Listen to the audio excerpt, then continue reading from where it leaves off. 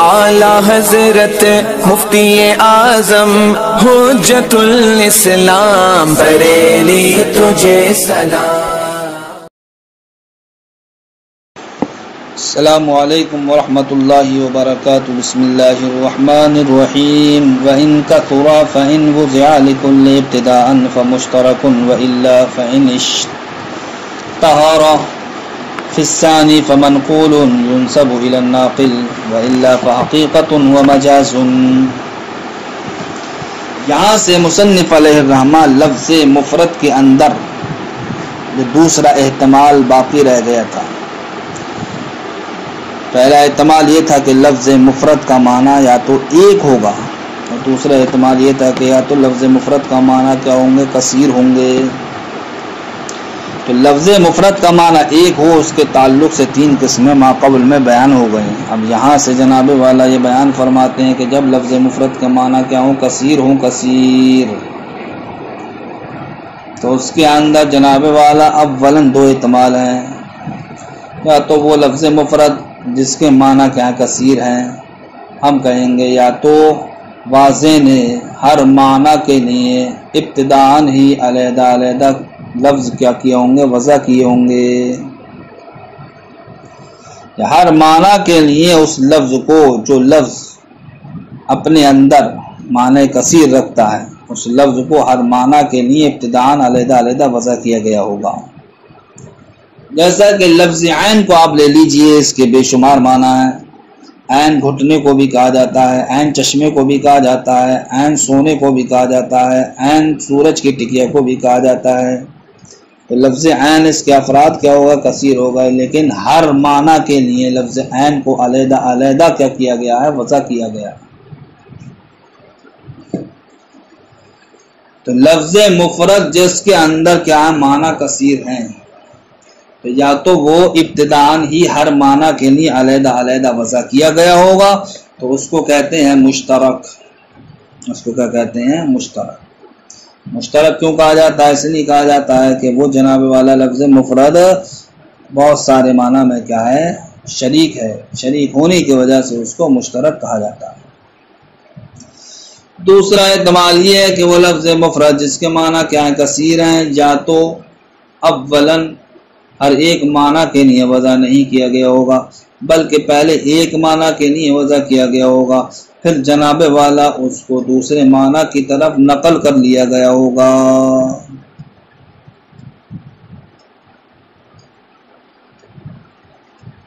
دوسرا احتمال وہ لفظ مفرد جس کے معنی کیا ہے، کثیر ہیں، تو اولاً وہ ہر ایک معنی کے لیے وضع نہیں کیا گیا، بلکہ اولاً صرف ایک معنی کے لیے وضع کیا گیا، پھر اس کو کسی دوسرے معنی میں مناسبت کی وجہ سے استعمال کیا جانے لگا۔ تو اب سوال یہ ہے کہ یا تو وہ پہلے دوسرے والے معنی میں مشہور ہو گیا ہوگا اور پہلے والے معنی کو چھوڑ دیا ہوگا،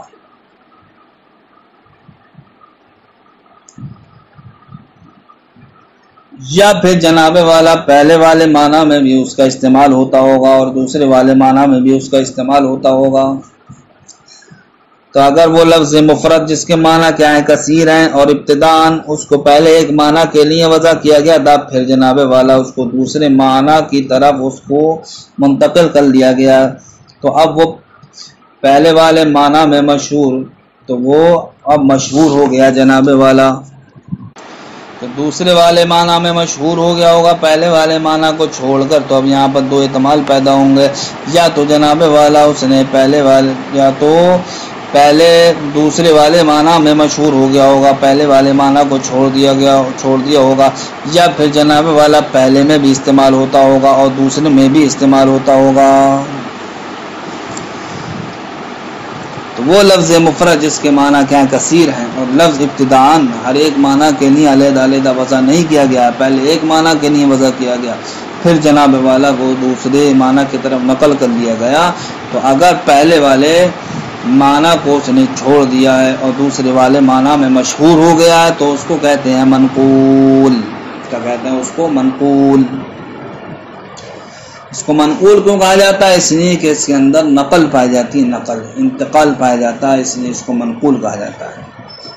اور اگر وہ لفظ مفرد جس کا معنی کیا کثیر ہے اور ابتداءً وہ ہر ایک معنی کے لیے علیحدہ علیحدہ وضع نہیں کیا گیا بلکہ پہلے ایک معنی کے لیے وضع کیا گیا پھر دوسرے معنی کی طرف نقل کر لیا گیا، اور وہ جناب والا پہلے والے معنی میں بھی استعمال ہوتا ہے اور دوسرے والے معنی میں بھی کیا ہوتا ہے؟ استعمال ہوتا ہے، تو پہلے والے معنی میں اس لفظ کے استعمال کو کہیں گے حقیقت اور دوسرے والے معنی میں اس لفظ کے استعمال کو کہیں گے مجاز۔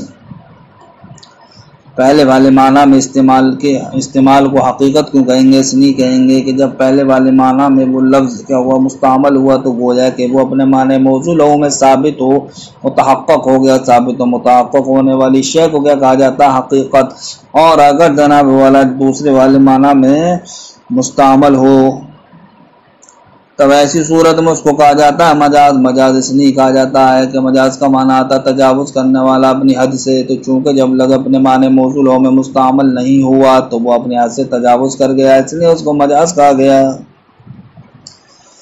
تو دیکھیے جناب والا لفظ کا معنی کیا ہو کثیر ہو تو اس کے اندر چار احتمال نکل کے آئے، یا تو لفظ ابتداءً ہر ایک معنی کے لیے علیحدہ علیحدہ وضع کیا گیا ہوگا یا نہیں۔ اگر ہر ایک معنی کے لیے علیحدہ علیحدہ وضع کیا گیا ہے تو اس کو کہتے ہیں مشترک، یا پھر اولاً ایک معنی کے لیے وضع کیا گیا تھا پھر وہ دوسرے والے معنی کی طرف نقل کر دیا گیا۔ تو اب سوال یہ ہے کہ وہ دوسرے والے معنی میں مشہور ہو گیا ہوگا، پہلے والے کو چھوڑ دیا ہوگا یا نہیں۔ اگر دوسرے والے معنی میں مشہور ہو گیا پہلے والے کو چھوڑ دیا اس کو کہتے ہیں منقول، اور اگر پہلے والے میں بھی مستعمل ہوتا ہے دوسرے والے میں بھی مستعمل ہوتا ہے تو پہلے والے معنی میں استعمال کو کہیں گے حقیقت اور دوسرے والے معنی میں استعمال کو کہیں گے مجاز۔ دیکھیے وَإِن كَسُرَ عَطْفٌ عَلَى قَوْلِهِ إِنِ اتَّحَدَ، وَإِن كَسُرَ کا عطف اشارے کہتے ہیں کائے پر؟ ان اتحادہ پر، یعنی کہ لفظ مفرد کا معنی یا تو واحد ہوگا یا پھر لفظ مفرد کا معنی کثیر۔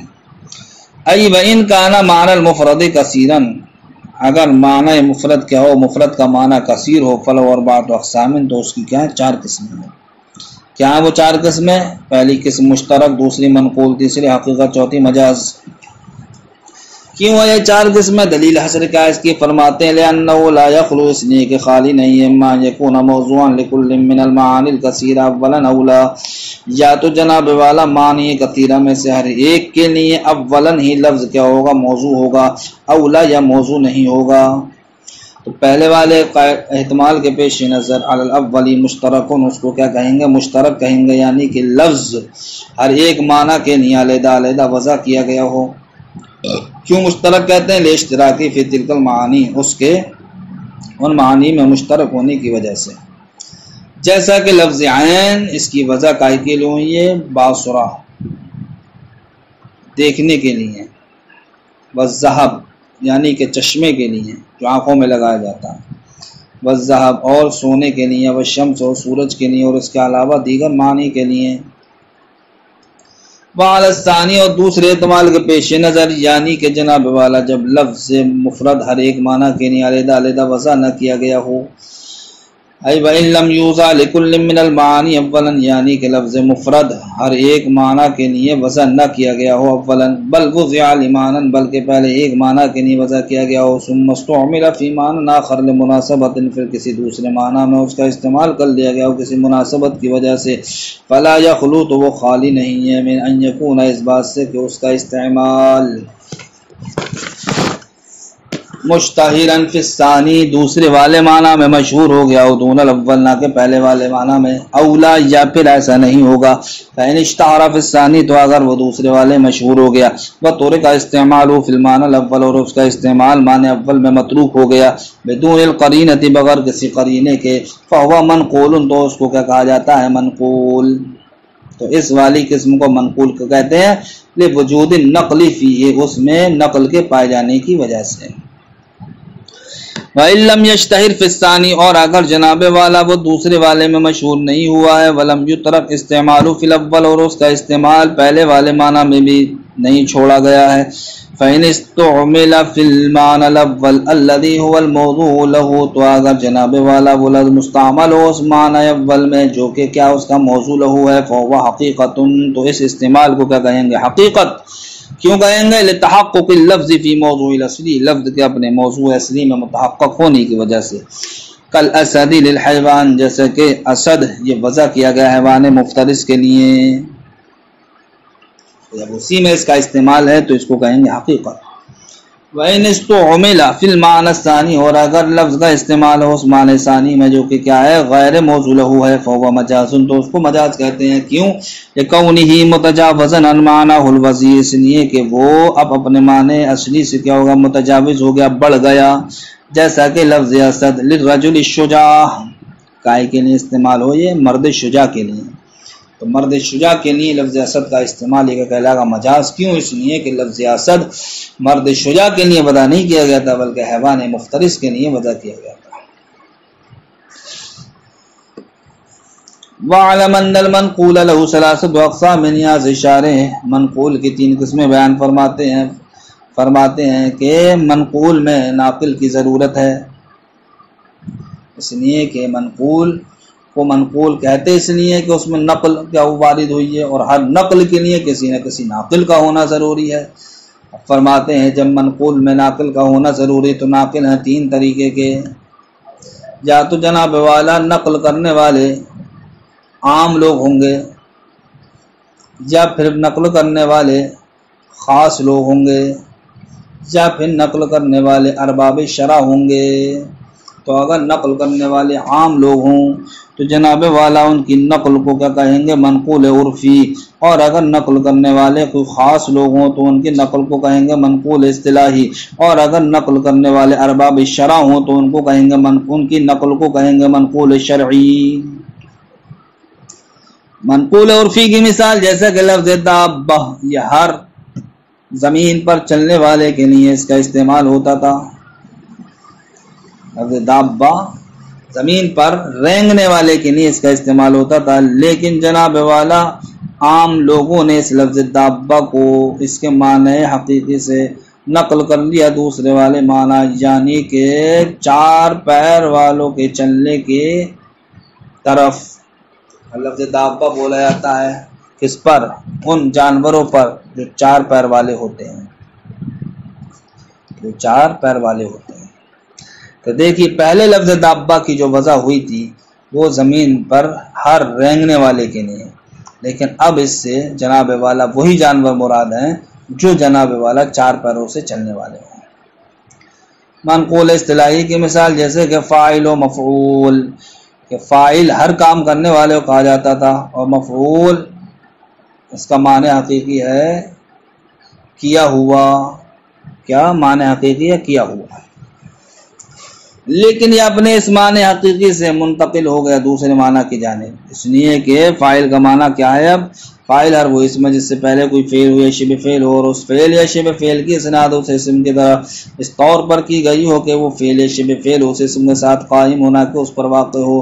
اسی طریقے سے مفعول کس کو کہتے ہیں؟ مفعول وہ ایسا اسم ہے جس پر فاعل کا فعل واقع ہو، لہذا جناب والا اب فاعل اور مفعول کا جو معنی حقیقی تھا اس معنی حقیقی سے یہ دوسرے والے معنی یعنی معنی اصطلاحی کی طرف یہ کیا ہوگا؟ منتقل ہو گیا، اور جناب والا اس کو منتقل کرنے والے خاص جماعت ہے، خاص جماعت، اس لیے اس کو کیا کہیں گے؟ منقول اصطلاحی۔ منقول شرعی کی مثال جیسے کہ لفظ صلاۃ، اس کا معنی کیا تھا؟ دعا مطلقاً، والصوم اس کا معنی کیا تھا؟ رکنا۔ لیکن جناب والا لفظ صلاۃ کو ارکان مخصوصہ کی طرف اور لفظ صوم کو مخصوص رکنے کی طرف یعنی کہ کھانے پینے جماع سے رکنے کی طرف نقل کر لیا گیا، اور اس نقل کو کرنے والے کون ہیں؟ ارباب شرع ہیں، اس لیے یہ جناب والا کا کہلائے گا منقول شرعی کہلائے گا۔ فرماتے ہیں ان المنقول له ثلاثه اقسام، کہ منقول اس کی تین قسمیں ہیں، لان المنقول اس لیے کہ منقول لا بد له اس کے لیے ضروری ہے من ناقل کسی نہ کسی ناقل کا ہونا، والناقل ان کان عرفا عاما اور ناقل اگر عرف عام میں سے ہو، فمنقول عرفی تو اس کو کیا کہیں گے؟ جناب والا منقول عرفی کہیں گے۔ کدابتی جیسا کہ لفظ دابہ لذات القوائم کس کے لیے؟ چار پیروں والوں کے لیے۔ وَإِنْ كَانَ اصطلاحاً، اور اگر جناب والا ناقل کیا ہوں اہل اصطلاح سے ہوں، یعنی ایک عرفاً خاصاً خاص جماعت ہو، فمنقول اصطلاحی، تو اس کو منقول اصطلاحی کہا جاتا ہے، جیسے کہ فاعل و مفعول۔ وَإِنْ كَانَ ارباب الشرعی، اور اگر نقل کرنے والے ارباب شرع ہوں، فمنقول شرعی، تو ان کی نقل کو منقول شرعی کہا جائے گا، کالصلاۃ والصوم، جیسا کہ لفظ صلاۃ و لفظ صوم۔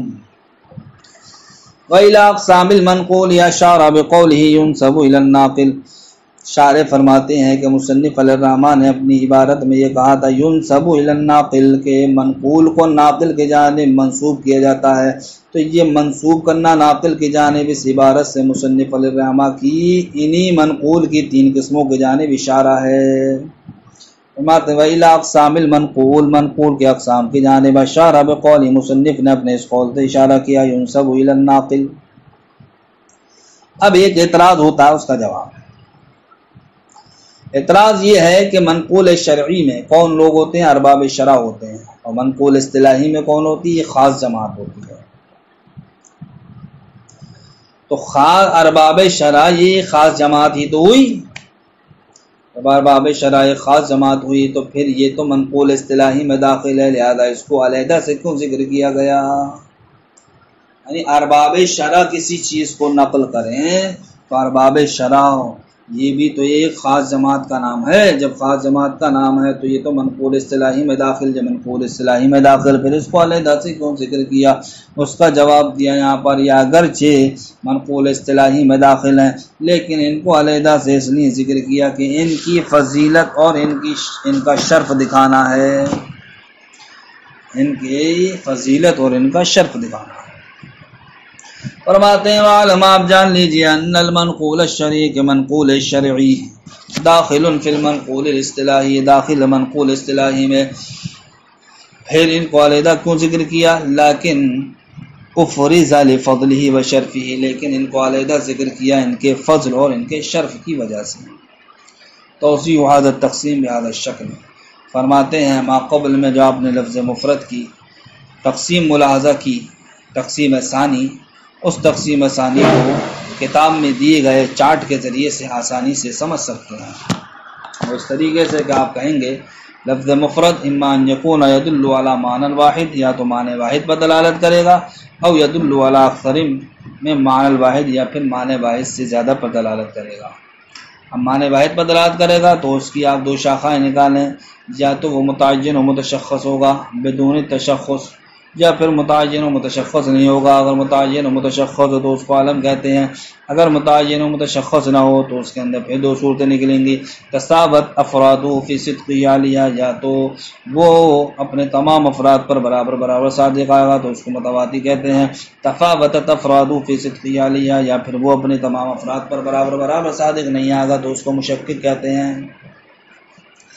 یدل علی اکثر من معنی الواحد، اب دوسری شک کو اختیار کریں، یا تو وہ لفظ مفرد معنی کثیر پر دلالت کرے گا تو وضع لکل معنی ہی، تو یا تو جناب والا ہر ایک معنی کے لیے ابتداءً ہی علیحدہ وضع کیا گیا ہوگا تو اس کو کہتے ہیں مشترک، وضع لمعنی ثم استعمل فی غیرہ، یا پھر ایک معنی کے لیے اولا وضع کیا گیا ہوگا پھر اس کا استعمال دوسرے معنی میں ہونے لگا ہوگا، تو یستعمل فی الثانی وترک الاول۔